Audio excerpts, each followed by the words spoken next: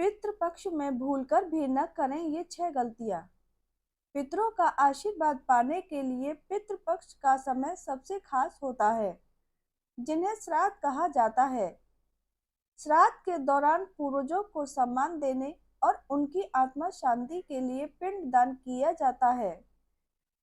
पितृपक्ष भाद्रपद मास की पूर्णिमा से शुरू होकर अश्विन मास की अमावस्या पर समाप्त होते हैं।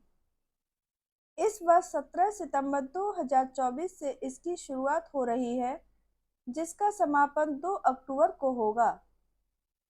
हिंदू धर्म में साल के ये 16 दिन पूर्वजों की आत्मा को शांति देने के लिए उचित माने गए हैं।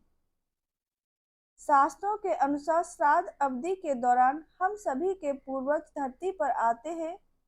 ऐसे में श्राद्ध कर्म करने पर पूर्वजों की आत्माओं को मुक्ति मिलती है और वह प्रसन्न होते हैं। पितरों के प्रसन्न होने पर सभी देवी देवता भी प्रसन्न होते हैं। वहीं श्राद्ध पक्ष के दौरान कुछ कार्यों को करने की मनाही होती है, अन्यथा अपशकुन हो सकता है। ऐसे में आइए जान लेते हैं कि श्राद्ध पक्ष में क्या करना चाहिए और क्या नहीं। उससे पहले आप भी माँ लक्ष्मी का आशीर्वाद चाहते हैं तो कृपया इस वीडियो को लाइक और चैनल को सब्सक्राइब जरूर करें और कमेंट बॉक्स में जय माँ लक्ष्मी लिखें। नंबर 1, बाल न कटवाएं। मान्यता है कि जो लोग अपने पूर्वजों का श्राद्ध या तर्पण करते हैं, उन्हें पितृ पक्ष में अपने बाल और नाखून नहीं कटवाने चाहिए। माना जाता है कि ऐसा करने से पूर्वज नाराज हो सकते हैं।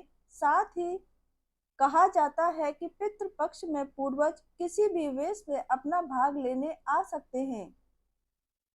इसलिए दरवाजे पर कोई भिखारी आए तो इसे खाली हाथ नहीं लौटाना चाहिए। इन दिनों किया गया दान पूर्वजों की तृप्ति देता है। नंबर 2, लोहे के बर्तन का इस्तेमाल न करें। कहा जाता है कि पितृ पक्ष में पीतल या तांबे के बर्तन ही पूजा तर्पण आदि के लिए इस्तेमाल करना चाहिए। लोहे के बर्तनों का इस्तेमाल बिल्कुल भी न करें। लोहे के बर्तनों को अशुभ माना जाता है। वहीं कहा जाता है कि पितृ पक्ष के दिन भारी होते हैं। ऐसे में कोई नया काम या नया सामान नहीं खरीदना चाहिए, जैसे कपड़े, वाहन, मकान आदि। नंबर 3, नास्तिकता और साधुओं का अपमान। जो व्यक्ति नास्तिक है और धर्म एवं साधुओं का अपमान करते हैं, मजाक उड़ाता है, उनके पितृ नाराज हो जाते हैं। यदि आप नास्तिक हैं या श्राद्ध कर्म को नहीं मानते हैं तो अपने तक ही सीमित रहें, किसी का अपमान न करें। नंबर 4, ज्योतिष शास्त्र के अनुसार पितृपक्ष या श्राद्ध पक्ष में कोई नया कार्य करने से बचना चाहिए। इसके अलावा इस दौरान मांगलिक कार्यों को करने से भी परहेज करना चाहिए। दरअसल मान्यता है कि पितृपक्ष पितरों के प्रति शोक प्रकट करने का वक्त होता है। ऐसे में इस दौरान शुभ और मांगलिक कार्यों को करने से शुभ फल नहीं मिलता है। इतना ही नहीं, इस दौरान ऐसा करने से पितर दोष लगता है। ऐसे में पितृपक्ष के दौरान ये कार्य न करें। नंबर 5, पौराणिक मान्यताओं के अनुसार पितृपक्ष में कुछ चीजों का सेवन नहीं करना चाहिए, जिनमें लौकी, खीरा, चना, दाल, जीरा, काला नमक, सरसों का साग आदि शामिल हैं। साथ ही पितृपक्ष के दौरान बासी भोजन का सेवन करने से भी बचना चाहिए। वहीं मान्यता है कि श्राद्ध करने वाले व्यक्ति को दूसरे के घर बना खाना नहीं खाना चाहिए और न ही इस दौरान पान खाना चाहिए। नंबर 6, पितृपक्ष के दौरान घर में सात्विक माहौल बनाएं, यानी कि मांस मदिरा का सेवन बिल्कुल भी न करें। इससे पूर्वज नाराज हो जाते हैं और उसका सीधा असर आपके वंश पर पड़ता है। वहीं इन दिनों पक्षियों को न मारें और न ही सताएं।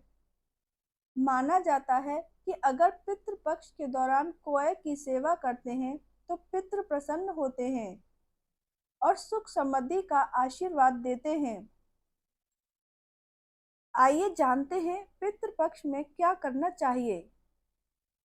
नंबर 1, पितृपक्ष में सबसे पहला काम है अपने पितरों का स्मरण करना। ज्योतिषाचार्यों के अनुसार सुबह स्नान पूजन के बाद पितरों को तर्पण के साथ पिंड दान करना चाहिए। हथेली पर अनाज का पिंड बनाकर उसे पितरों को अर्पण करना चाहिए।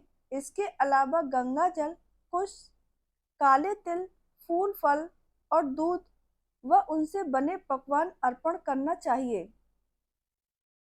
पूर्वजों के नाम से गाय, कुत्ता, कौवा के लिए भोजन निकालना चाहिए ताकि ऋण कुछ कम हो सके।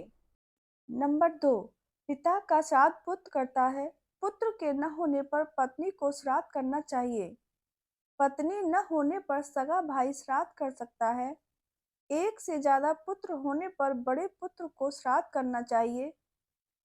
उक्त नियम से श्राद्ध न करने पर पितृ नाराज हो जाते हैं। कई घरों में बड़ा पुत्र है फिर भी छोटा पुत्र श्राद्ध करता है। छोटा पुत्र यदि अलग रह रहा है तब भी सभी को एक जगह एकत्रित होकर श्राद्ध करना चाहिए। नंबर 3, श्राद्ध का समय। श्राद्ध के लिए सबसे श्रेष्ठ समय दोपहर का कुतुब काल और रोहिणी काल होता है।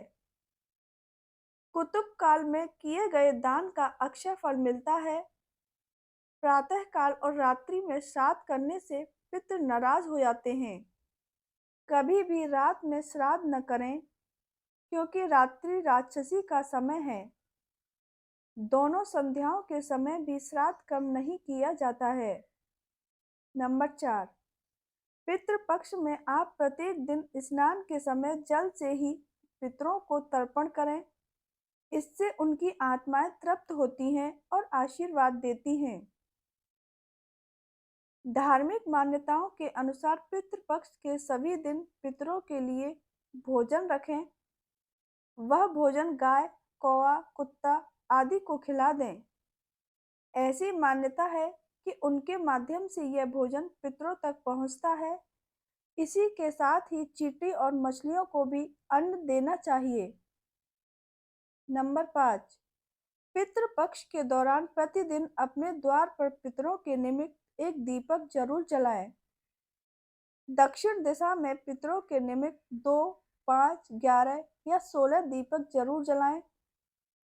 आप अपनी गैलरी में भी जला सकते हैं या आप प्रतिदिन पीपल के पेड़ के पास भी दीपक जलाकर पितरों की मुक्ति हेतु प्रार्थना कर सकते हैं।